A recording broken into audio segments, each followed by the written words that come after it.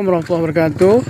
Saya Dr. Salim melaporkan pada hari ini, hari Sabtu tanggal 10 Januari 2026, ternyata jalan di Surau Nyak Tukang di Sunggalandia memang tidak bisa dilewati. Itu buktinya tuh satu mobil maju tidak bisa, mundur pun tidak bisa karena lumpur dari tanah longsor ini terlalu dalam.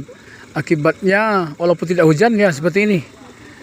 Ini kita sekarang lagi di lokasi ini. Coba silakan. Tuh coba lihat ke bawah. Tuh, jauh itu ke bawah. Jadi arahkan ke sini. Di dekat sini dulu ada Surau Nyak Tukang namanya. Surau Nyak Tukang itu sekarang sudah tidak ada, udah jatuh ke bawah. Di kiri kanan ini dulu rimba, sekarang udah nggak ada.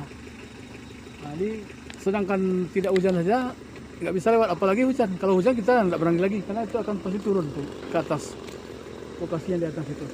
Banyak dia akan turun tuh. Jadi ini laporan kami hari ini dari Dr. Salim Peduli. Mudah-mudahan sebagai informasi bisa diketahui oleh siapa saja yang akan melewati daerah Sungai Landia, baik dari Balingka menuju Matua, baik dari Matua menuju Balingka arah Sungai Landia. Ternyata jalan saat ini memang tidak bisa. Tuh mobil box tidak bisa maju, tidak bisa mundur.